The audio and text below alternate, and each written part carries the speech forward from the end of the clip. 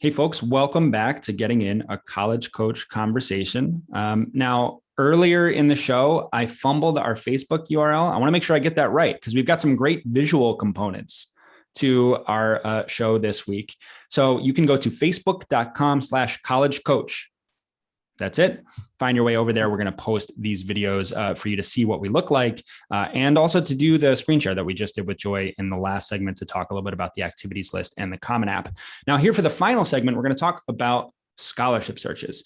And this is enormous. Like I think one of the things that my finance colleagues always sort of relay to me is that you could spend a lifetime searching for scholarships if you really wanted to, but you only have a very narrow window of time in which to do it. And so joining me to help us learn how to search for all the scholarships in all the world in the 13 minutes we have today is Alex Gonzalez. Hey, Alex. Hey, how's it going? All right. Tall order. I think we can do it though. Now go ahead. Yeah, I think we can. I think we can narrow down some strategies and send us on our way, right? That's perfect. Great. So let's start with what Joy and I were just talking about was the process of sort of gathering your extracurricular activities all the way through your high school career so that you can see where you are making a difference and potentially connect to some scholarships. And so I wanted to ask you about the role of a student's extracurricular experience in that scholarship search and how a student might be able to say, oh yeah, I spent a couple of years in DECA. How do I find a scholarship that's relevant? Or I spent some time doing this community service project for the wetlands. Is there a scholarship that's connected to, environmental advocacy? What's the role that activities will play in the process? Yeah, I think that the role that activities play in searching for scholarships, they have two roles. One, searching, helping a student and families narrow down kind of what are those key words that to get started, right? You hear about all those different scholarships. There's websites that kind of have lists of scholarships that are out there. And so an activities resume can really kind of narrow down and provide you with some keywords, thinking about membership, your local community, connections, your cultural community connections, those types of things. Definitely helps you with those local scholarships, and then might feed into maybe some regional, maybe some national as you get farther, as you expand your list. The second part, though, that an activities resume is once you find those scholarships, that this is kind of the differentiator between applicant A and applicant B. This is where you kind of get to stand out, and it can add to your essay, your resume.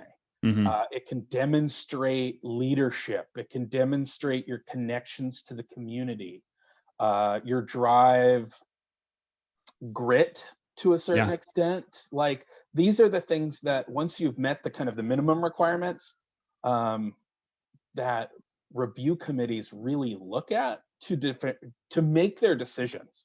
I was on 3 scholarship committees this last season, and and you know what, we have administrator folks that kind of give us the applicant pool, and we're making the decisions really based on the activities and the essays. Those are kind of the where the student really has the agency and the ability to connect with those reviewers. So and it comes back to that idea of authenticity that we talk about with the application. I think that extends to the scholarship space as well.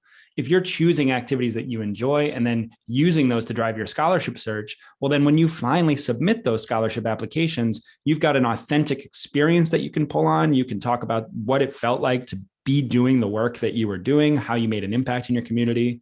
And for a reviewer like you, who's involved in choosing who wins those scholarships, that's huge, right? To be able to say, this is a great match. This is a great fit for the scholarships goals and the ways that we want to support students in our community.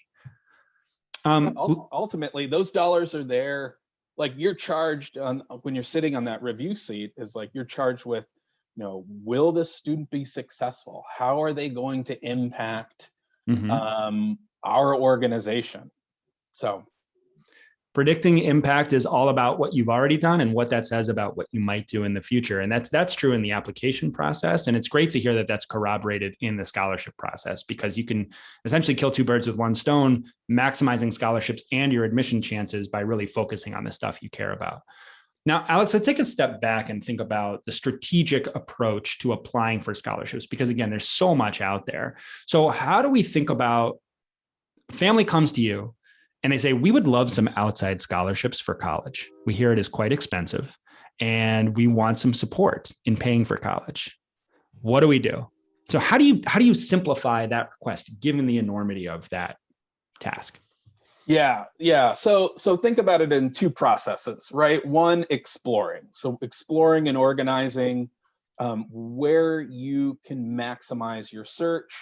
I typically remind families and students that I'm working with is that when it comes to outside scholarships, these are the dessert to the financial aid meal. The colleges are going to do the heavy lifting. And so now what we're looking at is we're looking at kind of those supplementary pieces to the financial aid package, or how we're paying for college. And so setting a reasonable goal of 3 to 5 scholarships where you can meet and exceed the expectations, but also really dive into what we were talking about as kind of the crux of the application of the activities resume and the essay, that you're spending that quality time there to really connect to the reader and reviewer. So setting those goals really helps kind of make it less overwhelming, because you can get lost in exploring, but ultimately you do need to apply. Yeah. And applying can be a little bit kind of overwhelming as well, because there's not a uniformed deadline for these scholarships. They could be in the fall, they could be in the winter, and they could be in the spring. So do know that they're out there, but doing some organization and legwork kind of right before you start that process can be really helpful. Now, when you say that the goal could be around 3 to 5, is the goal there to apply to 3 to 5 scholarships, or is the goal to earn 3 to 5 scholarships? And how do we think about the relationship between how many scholarships do I might apply for and the number of scholarships I might qualify for? And why not set goals that are connected to a dollar amount, right? To say like, okay, I'd like to have $2,000 in scholarship money. And whether that takes me 10 scholarships or 1 scholarship, that's my goal. Like this is totally foreign to me. Like how did people think about that aspect of it? Yeah, I like to think about it as where are you putting yourself into the opportunities? So 3 to 5 scholarships that you are applying to that you would be a candidate for. Okay. We won't be able to really predict what kind of a dollar amount or your goal is. So because we don't know what the applicant pool looks like, we don't know how your application is going to proceed. You want to take a step back and say, where do I have the most impact? The most impact is choosing the scholarships that fit you. The impact is impacting the application itself. And then from there, the dollars will kind of come in. Again, financial aid meal, right? We're thinking about this is the dessert. We're not expecting dessert to be all 4 courses or change the whole dynamic of the meal. And so, and oftentimes, just to be aware that some of these scholarships can be renewable. Some of the scholarships are one-time things, one-time awards. So when we're looking at our full budget of paying for college, these are helpful. They can fill in gaps. I worked with a student this last year, and she had some great scholarships that came from the colleges, and she actually didn't apply to some of the smaller scholarships that were local, the $1,000, the $2,000, because she was thinking they're not going to make an impact. When I'm looking at the full college budget, they're just not. My plan would just go to community college. Well, we reviewed her award. We checked back in and we reviewed her awards come spring. And the gaps were the $2,000, the $1,000, the $5,000. Now, she had some work study, or she had planned to, she had some savings that she had. And so we could supplement that. But though she was a great candidate for some of these local scholarships where she might not have had to work, she might not have had to borrow.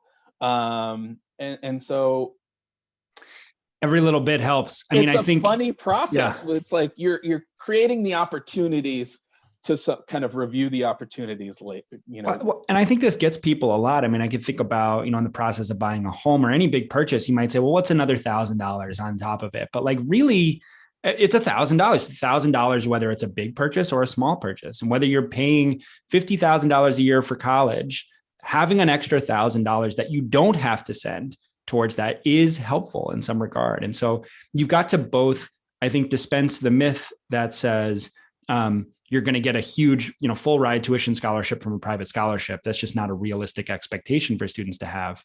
But also the idea that getting $500 here or $1,000 there isn't worthwhile, I think is similarly problematic, because $500, that's books for a semester.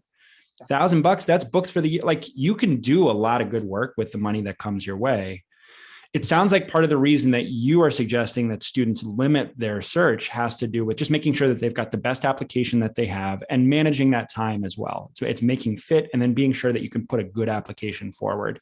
If you apply for 20 scholarships, you're going to put out flimsy scholarship applications to those programs and are likely to have less success than you would have otherwise. Yeah, it setting that reasonable goal, or it's a win, right? You're going to find 3 to 5 in your local area or regional scholarships. I'm not saying don't apply for 13, but that's not your goal. That's not the goal. Fair enough. Yeah. You get 5 and you can add a couple more later. Let me ask you one quick question, because we're running out of time here, but I think that this is an important one.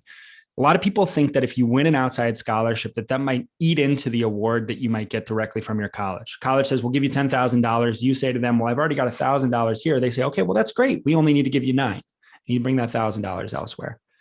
What's the policy there that colleges have with respect to these private scholarships?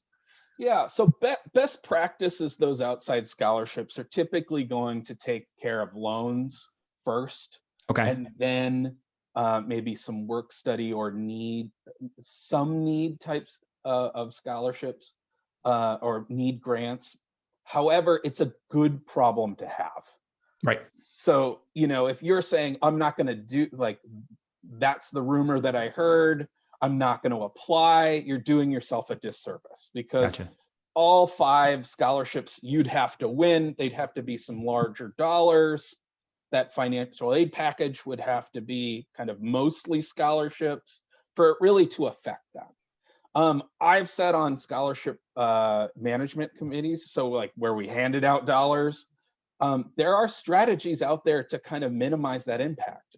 We delayed scholarships or kind of deferred scholarships. So, the student might have received a lot of scholarships in their first year, and we were able to defer it to the second year, like use it later down the line. That's good. And so there are things that you can work with once you receive that scholarship, that you might be able to work with your that scholarship committee to kind of minimize that impact on a financial aid. So there's always a way to problem solve here and to make sure that students get what they've earned when it comes to paying for college. Oh, definitely. Great. And even working on the financial aid side, helping students kind of navigate that process as well. Sweet. Is definitely a conversation to have. Great. Thanks a lot, Alex. We covered a ton here. Feels like we rushed a little bit. So I want to thank you for coming on and sharing that wisdom with our listeners. Yeah, no. That does it for this week, everyone. Next week, we are diving into mental health. It's Mental Health Awareness Month. We've got a college health guide book discussion with authors Jill and Dave Henry. Beth's going to be leading us through that conversation. And then we'll also talk about the correlation of healthy finances and mental health. So some relationship there as well. In the meantime, we hope that you enjoy this week, and we'll look forward to seeing you here and every week at Thursday on Getting In, a College Coach Conversation. Have a wonderful weekend.